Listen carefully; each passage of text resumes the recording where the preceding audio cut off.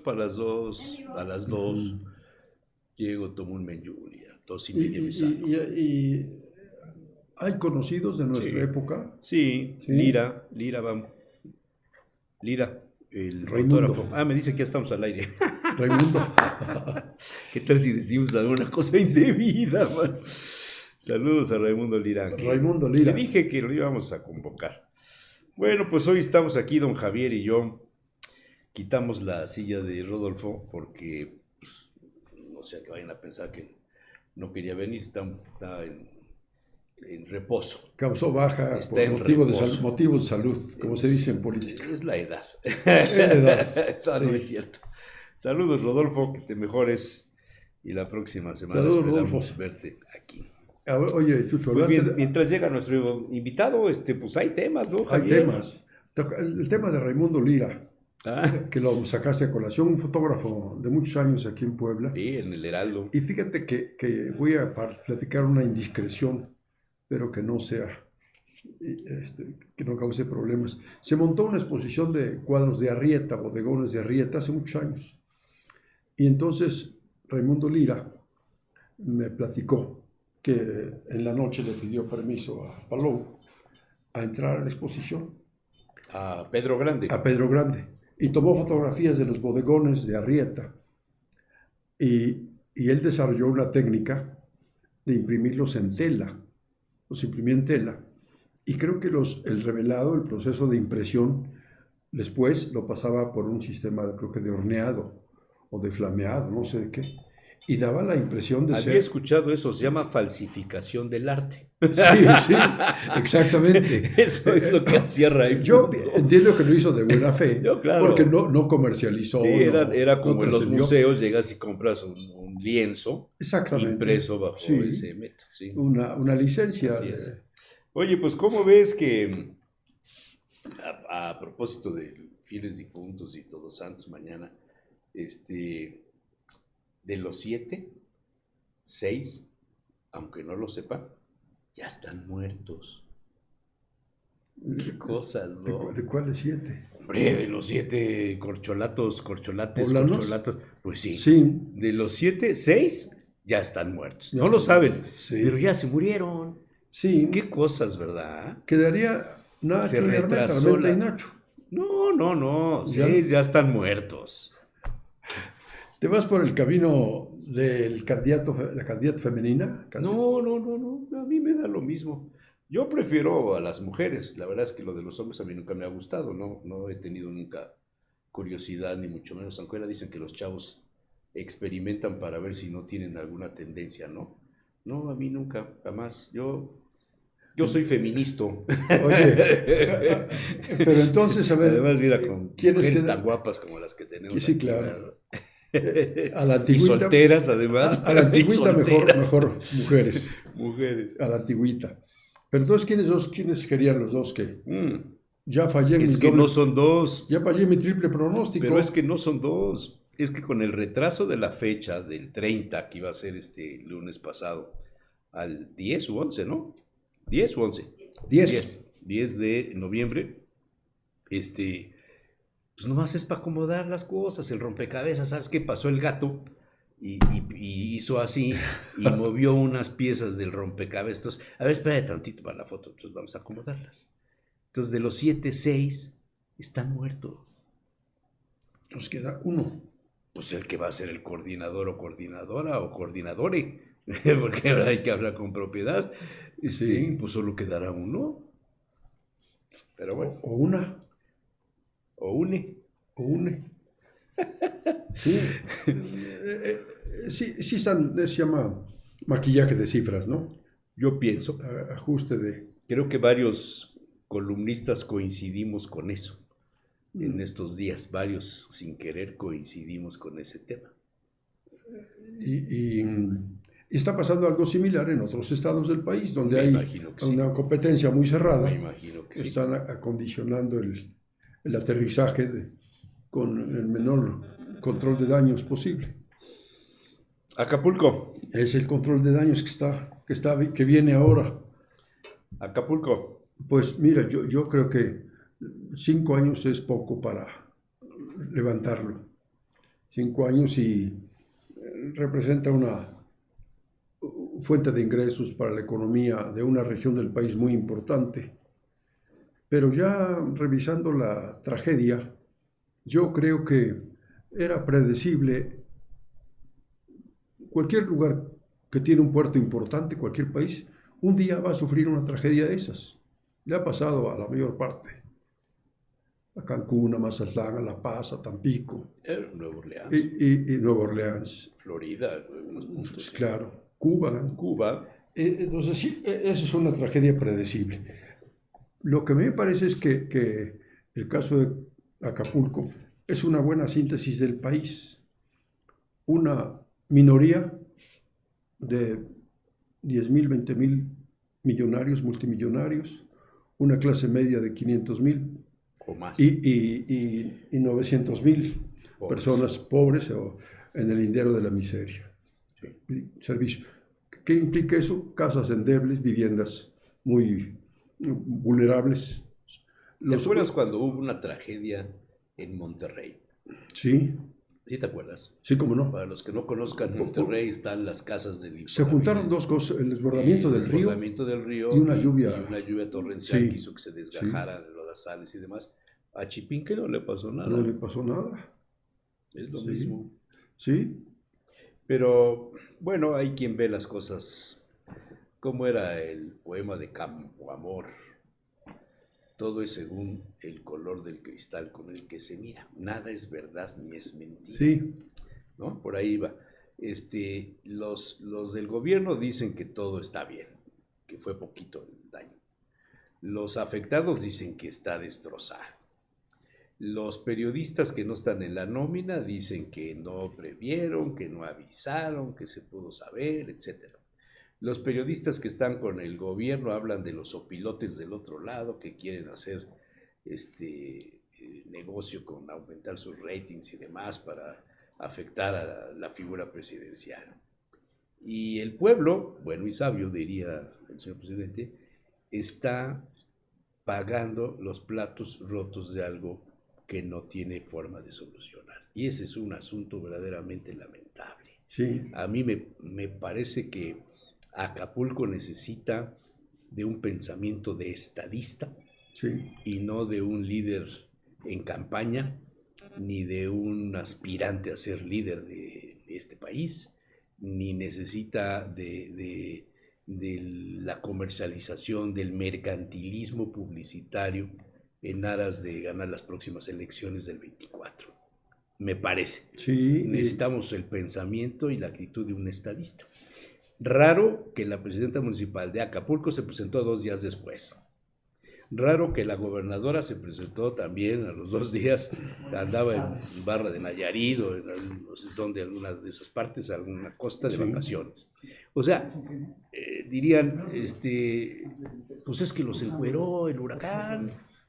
Otis encueró muchas cosas de este país, de la política, eso que toca, del sistema de construcción, de la vivienda, de las complicidades entre quienes construyen y piden permiso y las autoridades municipales que dan los permisos y todo eso. Entonces es un asunto. Ya llegó nuestro invitado. Ay, perdón. Sí. No, por favor. El retraso. Por favor. Vengo corriendo. Vengo corriendo. ¿Cómo Javier? Bien, ¿tú qué tal? Cuidado. Sí. Aquí lo tengo. Adelante. Toma Siéntate. Sí. Yo pensé que ya venía maquillado. Sí, Perdón, pero estas cosas de la televisión son así. Tocaste 2 temas que están ahí latentes. Uno, y el principal, es el de la comunicación. Ha faltado una comunicación centralizada y eficiente, profesional, para informar todo esto que estás mencionando en su justo lugar, en su justo sitio. Y lo otro, el gobierno de Jalisco, de Guerrero, tradicionalmente ha sido de caciques o de oportunistas. Y el cacicazgo de los Figueroa duró muchos años, en la época de Echeverría. Y entonces, ¿te acuerdas de Lopitos? El rey Lopitos, claro, que era eso era el rey que controlaba Acapulco, una especie de vicegobernador. El rey Lopitos. Y luego la familia Figueroa, el clan de los Figueroa que controlan hasta la fecha miles de autobuses en todo el Sí, el país. sistema de transporte que Sistema de alimentaba los transporte. mítines del PRI. Y entonces ahora vienen con este otro cacique que no llegó a gobernador y su hija, que sí llegó. Bueno, más o menos es lo mismo. De lo mismo, son Más o menos es lo capas, mismo, capas sí. de control que no hablan de eficiencia y mucho menos de Sí. condición de Y estadista mira, en un momento como es este. tan condenable el que quiera aprovecharse de esto para conseguir votos, como el que critica todo solamente porque no está en el gobierno. Sí. Son criticables las dos posiciones. A mí me parece que debía gobernar la unidad en este país y dar una muestra de solidaridad entre los mexicanos, Un golpe de la encabezada mesa. por un presidente que es el presidente de todos, no es Sí. un presidente de un partido, de un movimiento. Ahora sí ya llegué. Ganó las elecciones. Bueno, ¿Cómo me ve? ¿Qué tal? Sí. damos la bienvenida. Es que estamos al aire. ¿Ah? Estás No, pensando. pero sí. Ah, sí, Ya sí, estamos al aire. ¿Ya? Sí, Hace un rato. ¿cómo me veo?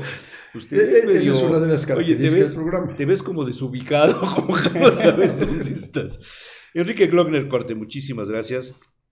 Sé que estás ocupadísimo, sé que estos días son verdaderamente de mucho trabajo y sé que eres muy cumplido en tus citas, en todo, que tienes una agenda súper ordenada de toda tu vida. Así es que te agradecemos mucho los minutos que nos dedicas para esta Encantado de la vida. entrevista. Yo creo que no necesitamos presentar a Enrique, simplemente Enrique Glockner Corte dice todo. Yo lo veo un poco más con afecto, me gana el afecto, como si hablara yo con Fritz, me gana el afecto, más que la crítica o el comentario periodístico. Entonces voy a tratar de ser equilibrado en mis Equilibremos el preguntas. tema. Enrique, secretario de Cultura. El secretario de Cultura. Pero a quienes no te ubican en tu trayectoria, Enrique, ¿dónde estabas antes de este cargo? Yo siempre he ocupado una función desde hace 23 años, después de que salí de la Universidad Iberoamericana y trabajar ahí poco más de 12 años. Me dediqué a trabajar temas de consultoría con gobiernos locales y temas de evaluación, temas de planeación y alguna cuestión también vinculada a temas sociales, diagnósticos y Agenda 2030, investigación. esas La Agenda cosas, ¿no? 2030 que entraba dentro de lo que es la planeación.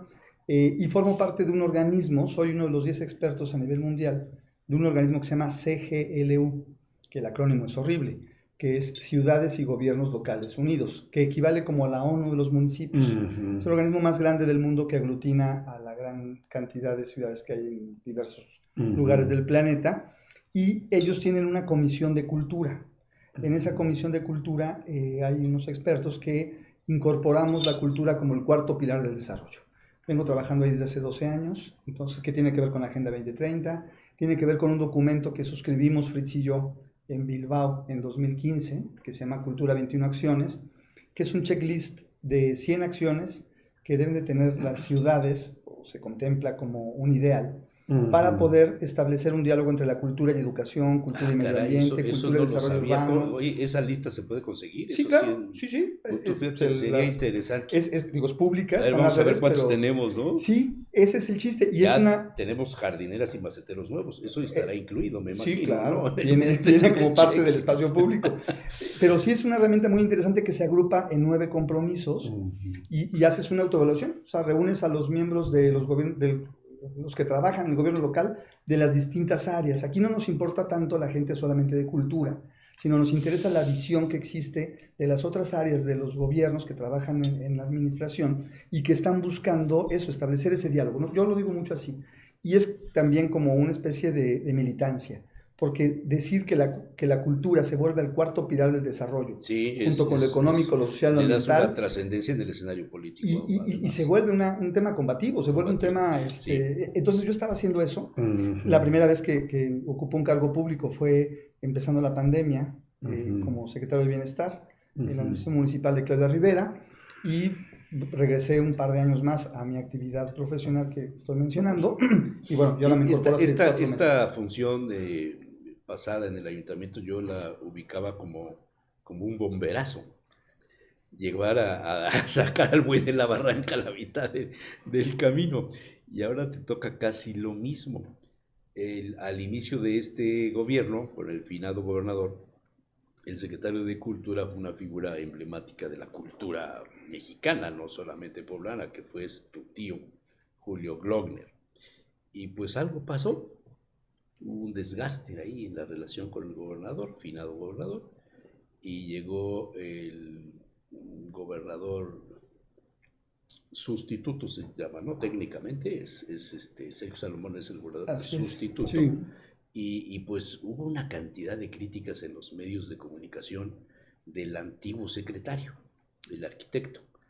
Y de pronto, Enrique Glockner corte. Yo dije, esto es como la Capicúa. En el sexenio arrancó un Glockner y va a cerrar un Glockner. O sea, ¿qué pasó que aceptaste? ¿Y cómo encontraste la secretaría? ¿Es cierto todo lo que se dice del anterior secretario? ¿O se quedan cortos? O se quedan cortos. A ver, siempre es un reto incorporarse en general al servicio público, ¿no? Yo había dicho que desde antes, cuando estaba yo trabajando como consultor con ciudades y veía las dificultades que implica el servicio público, y que, repito, he tenido la oportunidad de trabajarlo en varios países, y creo que México es de los más complicados, siempre había hecho mención de que no me iba yo a incorporar al servicio público. Sucedió con Claudia, que me hizo favor de invitarme, bueno, acepté. Sobre todo esto, o sea, cuando empezaba la pandemia, sí, o sea, sí, a la mitad de la administración y empezando la pandemia, me tocó hacer el cierre y los retos que implicó ser funcionario público en tiempos de pandemia, que habría que, yo les decía a mis compañeros, hay que hacer un manual, ¿no? De qué implica ser servidor público en tiempos de pandemia, no es lo mismo, ¿no? Las cosas son muy distintas y más de bienestar en este caso. Y ahora que me hace favor el gobernador Sergio Salomón de invitarme a su equipo de trabajo, pues también un poco lo mismo, ¿no? Es un reto, o sea, yo desde que acepté tenía claro que yo entro para cerrar, o sea, no vengo a ponerme de creativo, como dicen por ahí, sino que vengo a consolidar un proyecto, vengo a consolidar una serie de situaciones que estaban, yo considero, un poco dispersas en el Estado, aglutinarles, darles orden. Si me he dedicado tantos años a la planeación, bueno, pues tengo que hacer un poco la... Oye, coincidimos en que, no sé si coincidamos en que siempre es más difícil reconstruir algo que ya está empezado que empezarlo de nuevo. Empezar de nuevo, tú dices dónde van las cosas, cómo se construye este muro, aquel techo, pero algo que ya está y así masocotudo, difuso, es más difícil retomarlo. Es complejo, sobre todo porque hay que cerrar la agenda que se dejó. Había algunos pendientes que se dejaron abiertos, entonces creo que aquí el reto que yo tengo en primera instancia y que he tenido estos meses y que estoy por terminar de esa etapa es cerrar un poco las cosas que quedaron abiertas. En la parte administrativa. Sí. Pero, ¿y los chips? ¿Y los museos? ¿Y los libros florero? Y tantas cosas que se hablan, se dicen en el bajo mundo de Lampa, por supuesto, ¿no? Sí, que claro, de claro. eso no sabes nada, pero debías entrar a conocer de vez en cuando. Que si la constructora fulana, que si es la favorita, y que si todo lo que hacen de la catedral, lo hicieron cultura, porque es la constructora, y empiezas a oír una serie de comentarios y de cosas que dices, ¿qué onda? Sí. Y tú o sea, me imagino que has de haber revisado debajo de los cajones, ¿no? ¿Hay algo que se deba denunciar? Mira, estamos acabando de integrar la información, porque sí es mucha la información, y estamos trabajando con los tiempos. No quiero parecer demagógico, pero sí estamos trabajando en los tiempos, sobre todo de acabar de integrar toda la información y entregarla a las autoridades competentes. O sea, no es mi rol en este caso. No eres el fiscal. No soy el fiscal, ni soy el juez, ¿no? O sea, yo no podré sentenciar en su momento cuando se den los resultados, ni la investigación. Digamos, yo tendría que integrar toda esa información que dará pauta a investigaciones en su momento, si es el caso, ¿no? Y cuando se hagan, las autoridades competentes tendrán que hablar al respecto.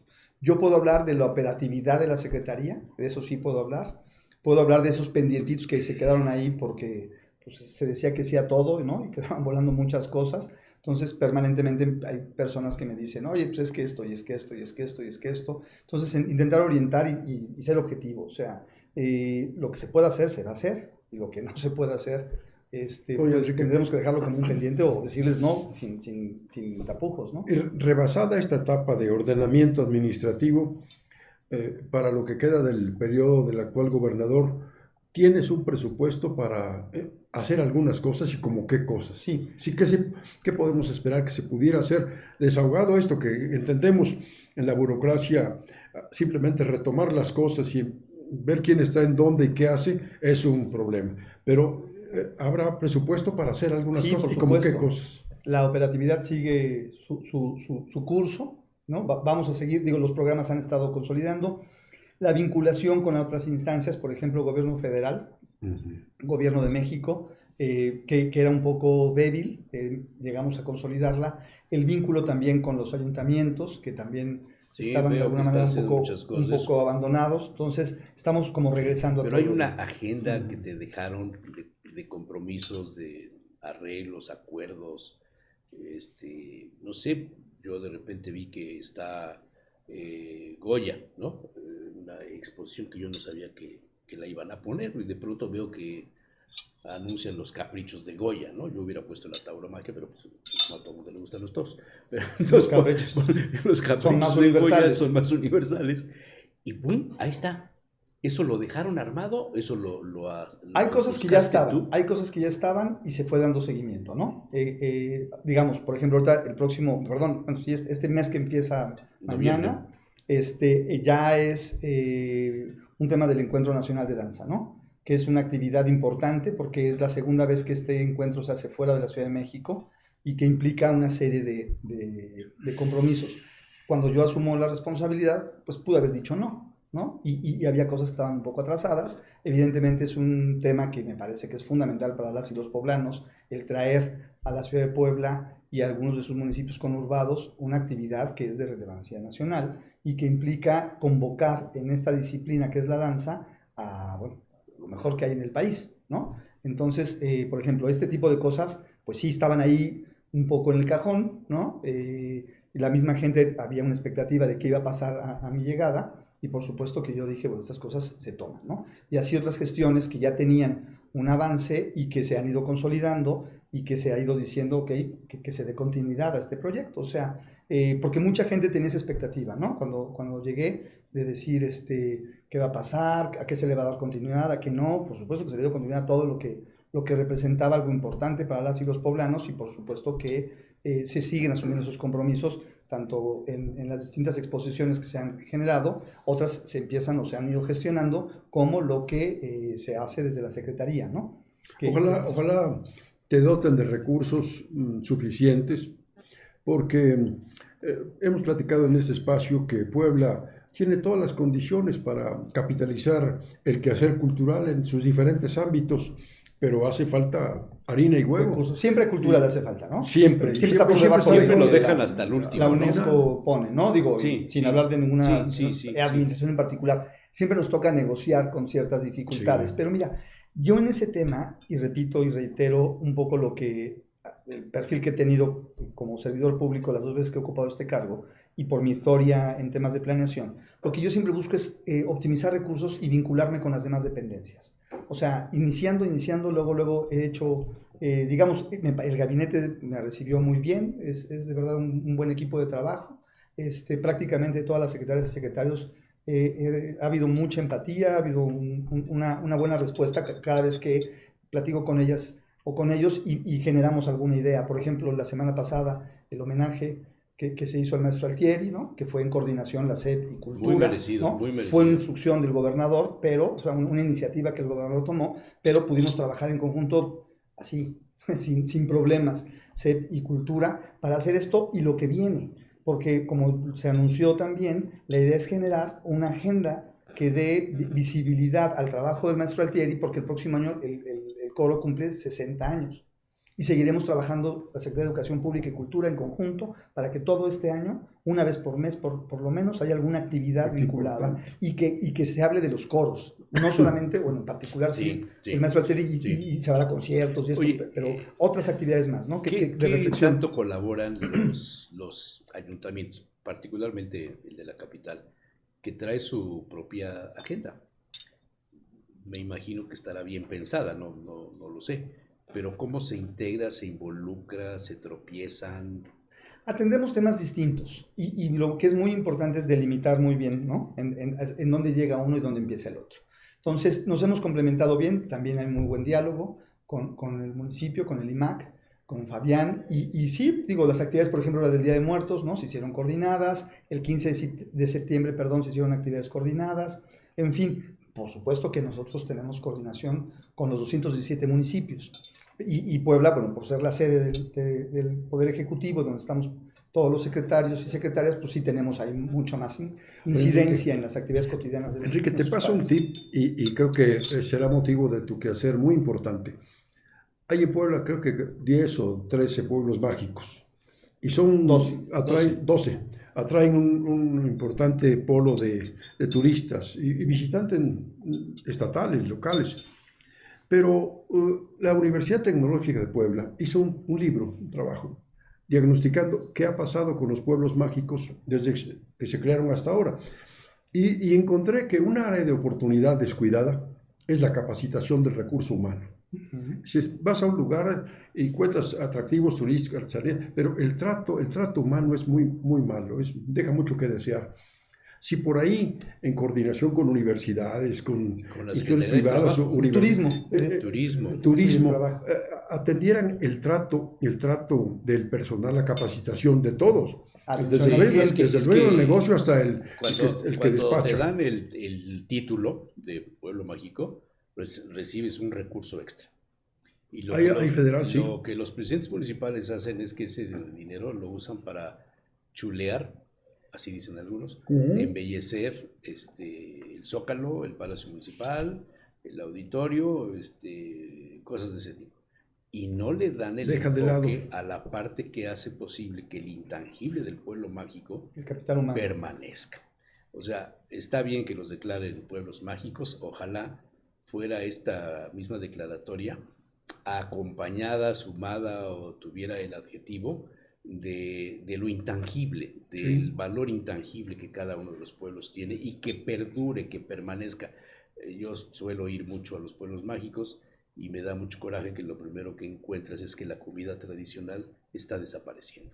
Sí. Y eso es un intangible, es un valor que se está perdiendo. O detalles como el que leíamos ayer en los medios de Huaquechula, que va un turista y encuentra un lugar donde le están cobrando 150 pesos por estacionar su coche, por cuidar su coche, más caro que cualquier estacionamiento de aquí. Pues sí, son detalles que no te competen directamente. No me competen directamente, pero que pegan en la cultura, en lo visible de la cultura de un estado, ¿verdad? Desde también lo que mencionaba, este tema en particular también es una preocupación del gobernador, sobre todo ¿en qué sentido? En que no solamente los pueblos mágicos cumplan con la normativa que el gobierno federal les pone para mantener esta denominación, que es el mínimo. El gobernador quiere ir más allá. Y en conjunto con la Secretaría de Turismo estamos trabajando para poder establecer alguna métrica, y con la experiencia que tengo de esta métrica de las 100 acciones que les comento, la idea es determinar y dejar al final de la administración, que ahorita les voy a dar este enfoque que nos pide mucho el gobernador, de que dejemos cosas.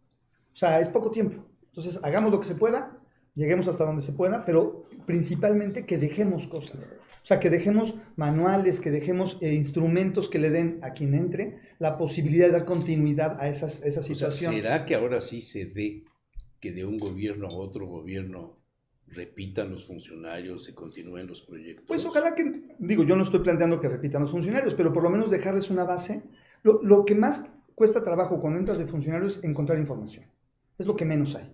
De lo que más se puede encontrar es de la parte administrativa, porque los dineros sí tienen una huella, etiquetados. Sí les puedes dar seguimiento y hay expedientes, pero la información que alimenta la toma de decisiones, eso es lo que más trabajo cuesta. A mí me costó mucho trabajo como sector de bienestar tomar decisiones en tiempo de pandemia porque no tenía información, o sea, tenía la de INEGI, pero pensemos que cuando yo entré se estaba haciendo el censo de población y vivienda en ese momento, o sea, no había resultados. Entonces yo tenía datos del 2010. Para tomar decisiones en el 2020, evidentemente, pues no era una información que me... La visión que tú tienes, la experiencia que tú tienes en planeación, sería muy útil si, lo que decía Chucho, que este gobierno dejara un precedente y que, como domésticamente lo viví yo en alguna universidad, iban a cambiar rector y nos dijo el rector, oiga, dejen aquí, en la mesa, 10 acciones que son prioritarias, importantes y urgentes para los próximos 3 meses. Dejen aquí qué se debe hacer, porque el que llega generalmente no sabe. Así es. Y esto se requiere y es el costo. Entonces, tu labor sería... de antes hay que acabar con la imagen del estuvo antes. Sí. Si no, entonces Mira, nosotros, ¿qué? normalmente no le dan continuidad a los grandes proyectos, pero tú al dejar una especie como de manual de operación, una especie de protocolo, ese tipo de documentos sí se les da continuidad, porque no es el proyecto que, como tú dices, emblemático de una administración. Cada gobierno llega con sus grandes ideas y llega a hacerse emblemático a partir de lo que sea. Así es. Pero cuando tú les dejas algo en términos de, primero con resultados, con metodología bien establecido, con criterios, etcétera, y tú lo pones en la mesa y dices, a ver, ya está hecho, o sea, ya nada más darle continuidad, ya hicimos el 70, 80, 90% del trabajo. Con este documento tú puedes continuar. Regresamos a Pueblos Mágicos. La Secretaría de Cultura Federal tiene programas de capacitación y se han estado implementando en algunos pueblos mágicos. La Secretaría de Turismo ha estado trabajando y me ha tocado verlo. Digo, o sea, ahí sí, más allá de lo que ella pueda contar, yo he estado en algún municipio donde se está dando en ese momento la capacitación y se convoca a los restauranteros. Te voy a dar una indiscreción. Yo hago un programa desde hace muchos años, desde SICOM, hacíamos un programa que se llamaba El Rincón del Vino, con Alberto Torreblanca Toussaint, que cuando se enfermó, conocí a un sommelier que era presidente de la Sociedad Mexicana de Sommeliers, Víctor Absalón López. Nos hicimos muy amigos y hemos viajado, hemos estado en España, hemos subido y bajado. Y ahora que ya está más desocupado, ya se jubiló, estamos haciendo de nuevo los programas. Y es de Zacatlán, Puebla. Ahí nació, tiene familia en Zacatlán. Entonces le hablo al presidente municipal, Pepe Márquez, y le digo, oye, este cuate quiere regresar a su pueblo a enseñar lo que él sabe. Claro, qué maravilla. Estás hablando con una gente que ha estado en los 1000 mejores viñedos del mundo, que tiene a amigos enólogos, que ha probado una cantidad de vinos que nadie se podría imaginar, la riqueza que este señor tiene. Y está dispuesto a venir a enseñarles a los meseros de Zacatlán, a los barmans de Zacatlán, a los turisteros de Zacatlán. Esto fue cuando tomó posesión Pepe. Ya llovió. Hay que retomarlo. Y o sea, nunca sí lo han buscado. Y yo dije, oye, es un desperdicio, porque saben que no te va a cobrar. Saben que está dispuesto a enseñar. Tiene la voluntad. Tiene la voluntad. Por su pueblo, por su gente. Aquí entonces decía, cerramos Pueblos Mágicos. La idea es hacer un trabajo en conjunto, cultura y turismo. Primero, para establecer criterios que permitan que la continuidad de esta denominación se pueda lograr no solamente con los mínimos que se piden, sino que podamos ir más allá y que pueda tener sus pueblos mágicos, los 12 que tiene ahorita, y los que pudieran venir, en condiciones para poder ofrecer a la gente que viene a visitarlos las mejores condiciones. Segundo, y esa es mi máxima preocupación, y lo he dicho y hay gente que no le gusta lo que estoy diciendo, pero ni modo, el tema de la cultura le da como sentido a muchas acciones en temas de turismo. Muchas veces el turismo... Se monta turismo en la cultura. El turismo, muchas veces, cuando hay casos de éxito de turismo, y lo entrecomillo, se vuelve muchas veces el fracaso de la ciudad.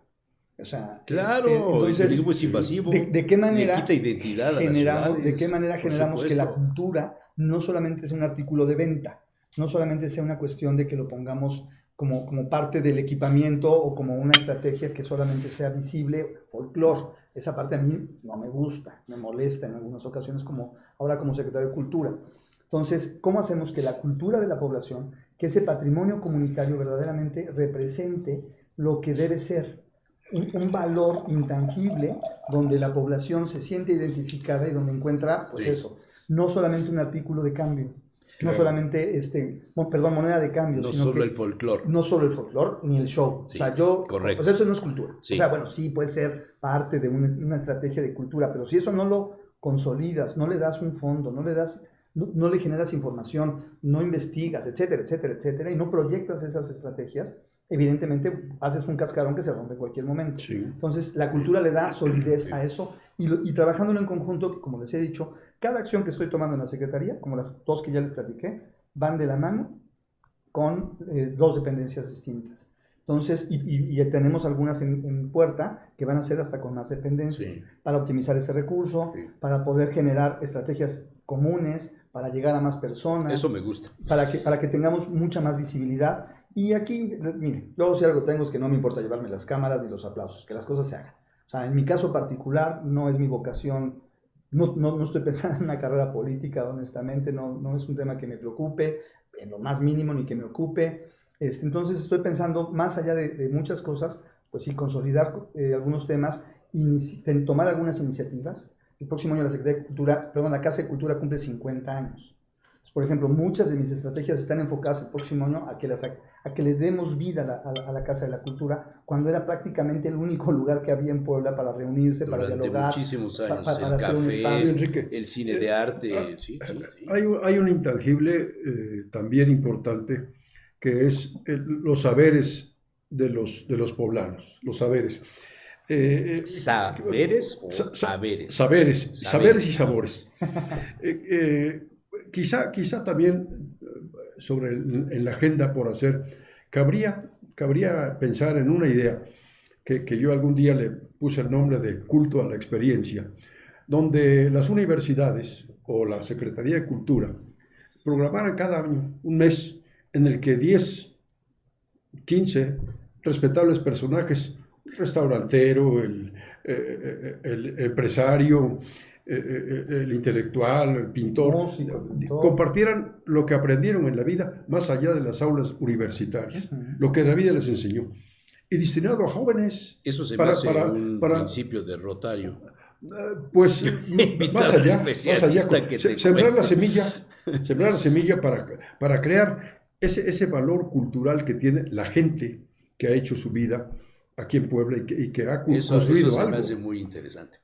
Pero también se me hace muy interesante, Enrique Glorner, que por tercera vez te vuelvo a preguntar de los chips. Yo soy curioso y tengo hasta concupiscencia por ese tema. Ok. No hay chips, los hubo, sirven de algo. No sé si todos los museos tienen chips en su acervo, no tengo la menor idea. Pero se habló mucho hace un par de años sobre los chips. Sí, a ver, el problema tiene un origen distinto. El problema es el contar verdaderamente con un buen inventario de lo que existe en los museos. Y catálogo. Un catálogo, ese es a donde hay que llegar, ¿no? El tema y llamado chips, digamos popularizado como el tema de los chips, es un tema que en términos generales no cubría este problema. Cubría el de evitar que se extraviaran piezas en términos generales. Ahora, el problema tiene otro origen. O sea, me parece que hay que ir al fondo de las cosas. O sea, la tecnología como tal no resuelve ningún problema por sí sola. Yo hago mucho el comentario de que cuando yo era estudiante de la Universidad Iberoamericana, se decía mucho que en el TEC de Monterrey llevaban labs, ¿no? Empezaban las primeras labs que eran casi unas cajas, como cofres. Y yo decía, o sea, lo presumían como calidad educativa. Es que todos en el TEC de Monterrey llevan lab. Yo decía, pues eso en qué, o sea, hace mejores alumnos. O sea, la tecnología per se no genera soluciones. Entonces, el tema está ahí y eso es lo que hay que resolver. El tema de contar con un catálogo, con un inventario, identificar bien las piezas y en los casos que se puedan reconocer e identificar qué está faltando. Ese es un primer problema. Segundo problema. Pero esto lo escucho desde que era gobernador Marín. O antes, quizá. La idea es que ahorita Alejandro Montiel, nos queda claro que si lo logramos. Y también, por ejemplo, lo que también he dicho, catálogo. O sea, es un tema de museos y es un tema de cultura. Museos como OPD, ¿no? Que tiene sus propias atribuciones y cultura que tiene las suyas propias, ¿no? Entonces, el caso específico de tan mencionado CHIPS, y lo dije el otro día. Sí, en una conferencia, alguna cosa dijiste. Sí, fue una entrevista que me hicieron algunos. No. Fue una entrevista que me hicieron saliendo de una conferencia de prensa dentro de la Secretaría. A ver, los chips no son chips. O sea, los chips son unos dispositivos magnéticos que referenciaban primero y segundo el contrato como los que ponen en las tiendas. Como los que se ponen en las tiendas departamentales. Entonces, y lo segundo, que es importante. El contrato como tal, que es también lo que a mí me atañe, como secretario de Cultura, porque ya, repito, hay que delimitar lo que tendrá que ver con museos y lo que tendrá que ver con Secretaría de Cultura. Pero lo que tiene que ver con Secretaría de Cultura, y en este caso particular ese contrato, fue un servicio integral de seguridad. Ese fue el contrato. No fue un contrato de adjudicación o de adquisición de estos dispositivos en lo particular, sino es un contrato que abarca otras cosas, que, repito, en su momento es de lo que se va a hablar, ¿no? Más a fondo. Pero que es un poco lo que he intentado también ya que se disipe esa visión y hasta el simplismo del tratamiento de algunas cosas, ¿no? Sí. O sea, que el problema se tiene que abordar de otras maneras. Tiene el asunto administrativo, que tendrá que ser evaluado y juzgado por Sí, quien bueno, habrá una considere, responsabilidad de ¿no? quien haya hecho los o sea, tendrá que ver contratos y como todo las eso. distintas Sí, etapas. pero, o sea, entonces no hay un chip, realmente no existe este tema del chip En en las algunos piezas de los museos museos. se colocaron, ya se documentó en algunos Sí, medios. y esos sí están Esos sí están en registrados. algunos Ahora, y se está viendo pero la viabilidad. cuando tú hablas de que el inventario, me imagino, pues no sé cuánto sea el acervo de la Secretaría de Cultura, pero nada más la Palafoxiana, no estás hablando de un mundo. 45,000 volúmenes. Estás hablando de un mundo, ¿no? Más los museos, más los edificios, qué sé yo. ¿Falta algo? Es que no sabía que había. Ese es el tema. O sea, Cuando para no poder acusar sabes a qué alguien, había, sí, no claro, sabes si falta algo. que es lo que les decía también de contar con información. Claro. Y esa es la preocupación del gobernador. O sea, que se pueda construir la información desde museos y desde lo que va a venir en cultura. Porque, repito, hay que delimitar también, ¿no? O sea, hay cosas que yo no me puedo meter. Y también otra me preguntaban, ¿no? ¿Cuál va a ser el papel de la Secretaría? A ver, la Secretaría de Cultura tiene un reglamento interno y la OP de museos tiene su propio reglamento. O sea, es un decreto error de creación. pensar que la Secretaría de Cultura se circunscribe exclusivamente a los museos. No. Es más amplio el Es trabajo más de la amplio Secretaría de Cultura. y o sea, ahí sí hay que como que separar un poco, Ok, ¿no? Porque entonces está creada esa OPD. te preguntaría yo, a ver cómo ves esta pregunta que la pensé durante 6 días. Okay. ¿Hay una política pública de cultura en Puebla? Mira, Tengo la impresión de que no, primero, o estoy equivocado. Empezaré a debatir contigo que es una política pública. Pero bueno, que yo soy muy crítico de esa consulta de los actores, la sociedad, de ese concepto. Tomar en cuenta Sí. a la comunidad, que la comunidad haga propia esa política de estrategias globales, etcétera. Hablamos de programas de gobierno, ¿no? Sí. Hablemos de programas y de estrategias. Repito, No. sí hay un plan sectorial, porque hay un plan estatal de desarrollo, y del plan estatal de desarrollo se desagrega en particular dos líneas de acción que están vinculados a la parte de cultura, y de ahí se desarrolló en su momento una especie de plan sectorial. Yo te lo digo, ahorita no habría tiempo de hacer otro plan sectorial, no habría tiempo de que yo dijera, por eso dije, no me voy a poner de creativo. Claro. O sea, pude haber llegado y haber dicho, no, yo como soy experto en esto y lo he hecho toda mi vida, voy a hacer. Pues es una ridiculez, lo digo con toda honestidad. O sea, haberme metido yo en ese callejón sin salida. Ahora, ¿qué estamos haciendo? Y va un poco a lo que estoy diciendo. El plan tiene sus ejes, sus estrategias, sus líneas de acción, etcétera. Tenemos que cumplir con un PBR. O sea, todo eso respondería a lo que sería una política pública. Existe una plataforma, sí, que es muy general, no es en lo particular, porque te lo dejan también tan general que cada quien lo puede interpretar y lo puede ejecutar como con su estilo propio, ¿no? Entonces, ahí, yendo a ese terreno en particular, ¿qué se está haciendo ahorita? Yo te diría como política pública, y obviamente tiene que responder a la alineación de un plan estatal de una visión general, que en este caso es el gobernador del estado, con su secretario de Cultura, hablando específicamente de cultura. Él está muy preocupado y yo estoy muy preocupado por el tema del patrimonio de los poblanos. Y yo he desagregado. Sabemos que el patrimonio, en una definición básica o inicial, es tangible e intangible, ¿no? Son como los dos. Como que de entrada, ¿no? Y nosotros ya estamos generando una que va hacia el patrimonio comunitario. O sea, identificar y reconocer prácticas comunitarias. ¿Lo vernáculo? Puede ser.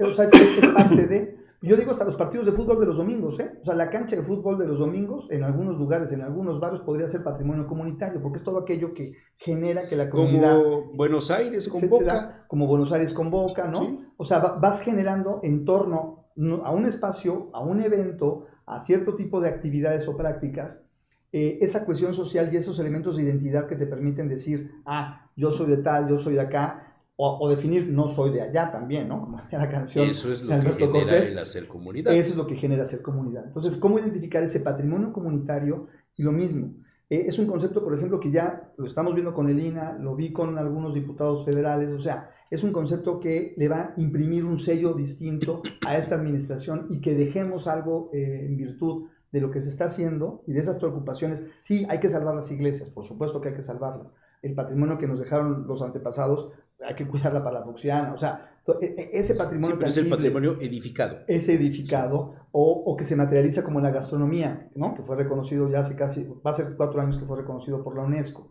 ¿no? El tema de la talavera. Entonces, todo ese tipo de cosas sí hay que rescatarlas y cuidarlas, pero digamos eso como que habla en grande del patrimonio. ¿Y cómo hablamos del patrimonio cotidiano, del pequeño, que también iba a responder un poco lo de los pueblos mágicos? O sea, cómo consolidamos ese patrimonio comunitario que les dé cohesión a los habitantes y que más allá del turismo, más allá de la actividad económica, más allá de esas posibles amenazas que puedan existir, la comunidad pueda decir, sin caer tampoco en tradicionalismos que no te llevan a nada, ¿no? O sea, ¿cómo haces que el mundo tradicional conviva Sí. con el mundo moderno Sí, sí, sí. y sin que se pierda esencia y ¿Cómo que se haces vaya para haciendo? que en una mesa 4 personas no se peleen por el chicharrón prensado? Uno es de Chinahuapan y lo va a defender con la vida. El otro es de Zacatlán y va a presumir del mosquito. Bueno, el mosco está en Chinahuapan.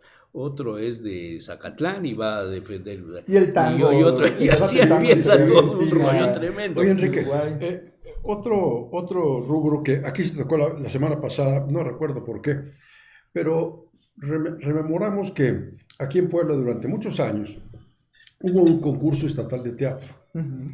Muy Porque exitoso. vino Carlos Arturo. Participaban 15, 20 grupos de las universidades, escuelas, venían del interior del estado, y yo iba cada año como reportero a cubrir los festivales de teatro, y veía yo gente de mucha calidad, actores no profesionales, sino de instituciones educativas o culturales de una gran calidad. Quiere decir que en Puebla hay amantes para el teatro y cultores del teatro en todo tipo de instituciones, aquí mismo. ¿No sería posible, quizá en la agenda futura, revivir la tradición por el teatro, así a un nivel popular, pero estimular esos afanes de teatro? La semana pasada, cuando mencionaste este tema, hablaste del festival de Héctor Azar, Sí, sí. que creo que desapareció, ¿no? ¿El festival de qué, perdón? Héctor Azar. Sí, Moreno Valle creo que ese fue desapareció otro, eso, ¿verdad? ¿no? Creo. Que tuvo como antecedente Sí. el de Puebla Ciudad Musical, de Paco Sánchez, y que tuvo otros antecedentes. ¿Habría manera, medios, recursos para revivir algo de eso, Mira, Enrique? ahorita lo que estamos haciendo es apoyando e impulsando las iniciativas locales. Por ejemplo, ahorita hay en Atlisco un encuentro internacional que empezó el fin de semana pasado de Teatro del Oprimido, que es una compañía poblana de teatro, que se mueven muy bien estas chicas, son en su mayoría mujeres, tienen una visión muy interesante y han retomado toda esta tradición del teatro del oprimido, que nace en Sudamérica en los 70, 60, 70. Y que es educativo, es y que es formativo totalmente y educativo. revolucionario políticamente hablando. Es una postura política. Transformador, vamos a quitar lo No, revolucionario. y es una política, Transformador de es la una sociedad. postura política Sí, como sí, tal. sí, sí. O sea, y empezó un encuentro En internacional. Argentina, ¿no? Fue donde se... Brasil. Brasil. O sea, hay ahorita en Atlisco un encuentro internacional.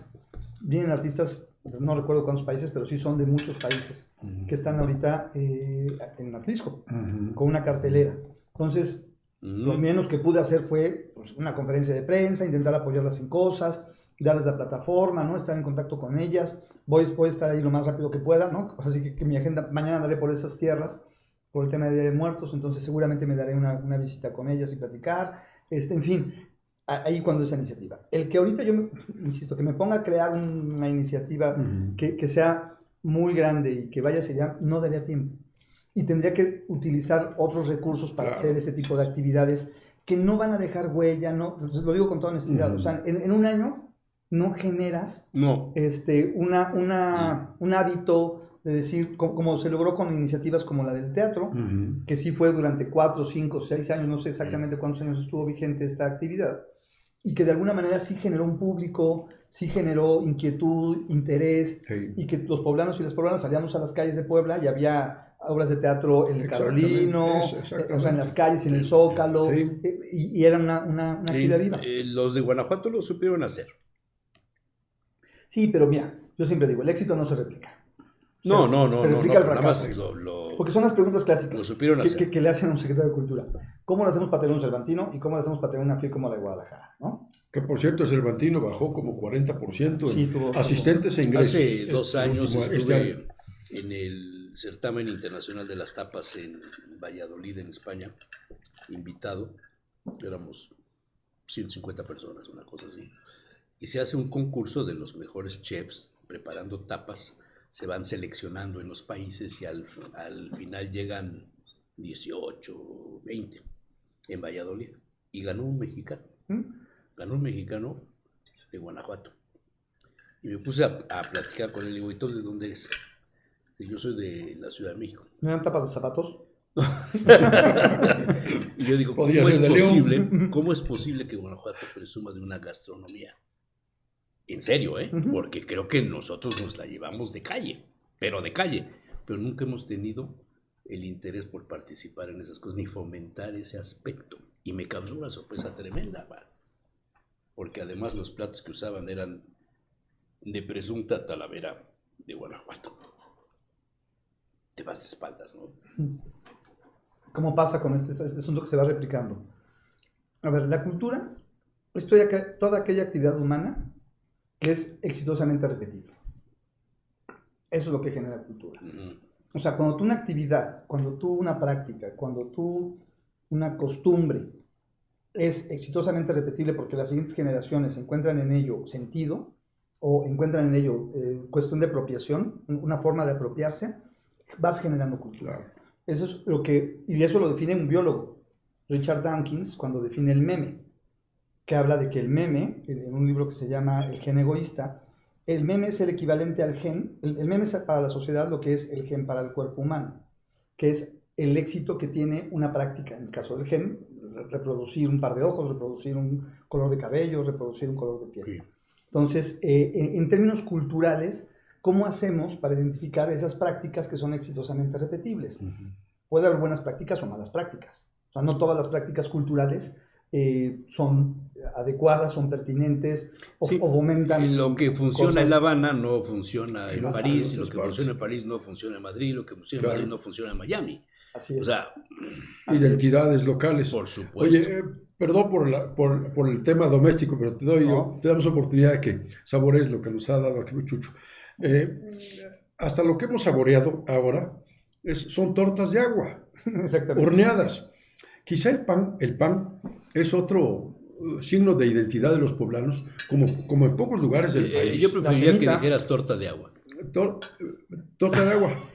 Se llaman No, de dos pues maneras, por ¿qué no cierto. ves que hay un partido político Sí, no, que se no. llama así? Hombre? Pues sí, se llama torta de agua o torta de piso, ¿sabes? No Tenemos sé la si hay semita. No, esa es la tenemos semita. tenemos Esa el, es la el de chancla, que es Claro. muy característico Claro, también, sí. y es un Y producto. se hace con la misma masa, ¿eh? Uh-huh. O sea, son productos que vienen del horno, para no decir ninguna referencia política. El renglón Este- del pan, Enrique, podría ser motivo también de tu rica agenda propia que ejecutes o que dejaras como herencia en pendiente para quien llegue a ese lugar en el futuro. Es asombroso lo que estás diciendo. Creo que eres de los pocos periodistas que he escuchado que hable de este tema, porque hoy día está de moda comer los panes de masa madre, los panes de la marca, una en alemán, O otra en hamburguesas. danés, otra italiana, Sí. otra. O sea, las panaderías de hoy día de Puebla producen todo menos el pan poblano. Es asombroso, ¿eh? Y millones consumen a diario en Puebla. Sí. Generosamente. Fíjate que ese es un intangible, ¿eh? Claro, Fíjate. creo que es un patrimonio intangible. Ahora, nos quedan 8 o 10 minutos, ¿no? Pues sí es difícil hacer algo en tan poco tiempo y como dices No, que, vamos a consolidar cosas. que no quieres repetir y todo eso, yo te propondría ya desde ahorita, pero bueno, no me hagan caso. Pero ¿y si hubieras empezado, o si tuvieras la oportunidad de empezar, qué plantearías como jerárquicamente que se debe hacer primero? Primero, lo que bien decías, incorporar a la población y a los sectores distintos, que además digo, estoy intentando hacerlo, pero repito, sin ponerme de creativo. O sea, sí estoy dialogando con todas las personas que se me han acercado, he buscado solución a las inquietudes que me han puesto en la mesa, y cuando puedo resolverlo, lo resuelvo. Cuando no lo canalizo, y cuando no, pues no se puede, ¿no? O sea, hay cosas que piden que de repente no es viable, pero sí he estado intentando así, cada llamada, cada mensaje, cada cita que se saca, o sea, atenderlo todo, o sea, en la medida de lo posible, y dialogar con las personas y escucharlos. A veces te piden cosas que no se pueden, y no se pueden, ¿no? O sea, no pasa nada si también tengo esa opción de decir no a algunas cosas, ¿no? Entonces, ¿qué es lo que me hubieran gustado hacer o qué haría yo si estuviera iniciando una administración? Por supuesto que lo primero que haría sería un plan sectorial de cultura, y un plan sectorial de cultura con 3 elementos básicos: foros de consulta ciudadana, con un tema relacionado a consensar con algunos sectores, pero ojo, es que además hablamos del Estado. Sí, No hablamos del no de la municipio. capital, claro. O sea, pensar en incluir Otro sector, por ejemplo, que estoy y que me interesa mucho, que vuelva a tener visibilidad, el de los voladores. Es un sector que se está organizando muy bien, es un sector que tiene presencia nacional, es un sector que ha aportado mucho a nuestra cultura y es un sector que lo mismo se ve como folclore. O sea, ¿para qué muchas personas, cómo lo ven? Se ve bonito que lo pongas en un lugar turístico para que hagan el ritual y los turistas vayan y lo disfruten. Espérame. O sea, tiene una cosmovisión, para ellos es un ritual, para ellos no es un show. O sea, a mí los shows, de verdad, Esto es para Las Vegas. A ver, ¿qué pasa? Que algunos periódicos pusieron cultura y espectáculos. Entonces, mucha gente cree que son pan de lo mismo. Entonces, mucha gente quiere hacer espectáculo o hace espectáculo y dice que es cultura. Y ese tipo de cosas son las que yo creo que hay que darle a cada cosa su nombre. Si haces espectáculo, haces espectáculo. Si haces cultura, haces cultura. Y la cultura tiene características como las que he mencionado. Entonces, tendría yo un buen diagnóstico con personas, pero obviamente alinear este plano, este documento a lo estatal y a lo nacional, y también se tiene que hacer en función de un plan sectorial nacional de cultura, porque la alineación te ayuda a identificar. Y segundo, el incorporar la cultura como cuarto pilar del desarrollo. O sea, esa sería mi política pública, mi política de gobierno. O sea, decir, a ver, ¿de qué manera la cultura contribuye al desarrollo económico, en la educación? ¿Cómo contribuye al desarrollo en el desarrollo urbano? Y lo mismo, aquí hablamos de un estado. Puebla, y me he estado aventando este comentario, puede ser, no sé a dónde me va a llevar este comentario. Puebla, yo pienso, debe ser el estado con mayor diversidad cultural del país. Sí. ¿Por qué? Porque tocamos, o sea, nuestra Sierra Norte toca una cultura, unas ciertas civilizaciones, ciertas regiones. Los huapangos con de la sus Sierra propias Norte, costumbres, Javier, y está de Pahuatlán. el Golfo de México, o sea, son culturas cercanas al Golfo de México, que es finalmente el Atlántico, ¿no? Sí, la salida al el Atlántico. Pacífico. Y luego el tienes Atlántico. hacia el sur, tienes conexión con Oaxaca, Guerrero, que son culturas, Sí, claro. la mixteca con otras características. Obviamente te dirían, es que Chiapas tiene, claro, Chiapas es enorme culturalmente y su tradición indígena y sus pueblos son maravillosos, pero son de ahí, o sea, no tienen esta conexión de dos Lo que tú dices, regiones o sea, importantes del país. No es un Uno baño de de, los de vanidad de los No, poblanos. no. Podríamos exagerar, pero aplicándonos a la realidad, todas las culturas pasan por Puebla. Sí, Tenemos Sí, simplemente claro, 200.000 históricamente. estudiantes, Históricamente. 200.000 estudiantes de todos los estados del país, aquí. sí. Se entremezclan cada semana, entonces se puede hacer un intercambio de cultura Sí. en los hábitos. Sí, en pero los- esta en- frasecita no me disgusta. Puebla, un estado de diversidad cultural. Sí. Somos la de mayor Sí. diversidad cultural. Entonces, ¿cómo dialoga esa diversidad? ¿Cómo volteamos a ver todas las comunidades? O sea, ¿cómo volteamos a ver también? Oaxaca tiene 570 municipios, sí, pero administrativamente de esos 570 municipios, 400 no tienen la figura, o sea, son por usos y costumbres, no tienen una figura administrativa Claro. como la que tienen los otros 170. Entonces, Puebla tiene más municipios que otros países, que otros estados de la República. Después sigue Veracruz con 212, ¿no? O sea, de verdad, la multiculturalidad. Tenemos 4 sierras que hacen como ¿no? Claro. un rombo ahí, Sí. que es lo que nos eleva tanto geográficamente. Sí, estamos en Entonces, ese plan. es un estado, además de su gran riqueza cultural, además de su geografía, además de su conexión con estos dos visiones distintas del mundo, no quiero decir ni siquiera cosmovisiones, ¿no? Pero tú ves el sur del estado y es una cosa. Es una cosa Y ves el norte y es musicalmente, otra. fiestas, vas al norte y es otra. La geografía, o sea, el clima, o sea, todo es distinto. Y repito, obviamente Chiapas concentra una gran biodiversidad de todos tipos, la parte cultural. O sea, no podemos, o sea, no es competencia de quién tiene más. Claro, claro. Hablo de las dos conexiones distintas, Sí. ¿no? que tiene Puebla y que cómo hacemos un plan de cultura que no solamente visibilice las bellas artes, que no solamente visibilice ciertos shows, que no solamente visibilice...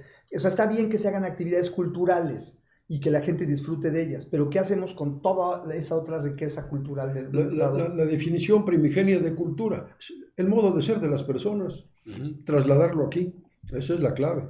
No, pues es un reto hermoso, maravilloso. O sea, es un para- estado Sí. que para cualquier sector de cultura tendría que ser un buen juguete, ¿no? Sí. O sea, decir, Sí. ¿qué hago con esto que es tan grande? ¿Y qué Sí, hago con muchos esto lo que han visto como un negocio, como una posibilidad de Solamente. negocio. algunas personas Y han creo tenido que esa no va por vocación? ahí el asunto.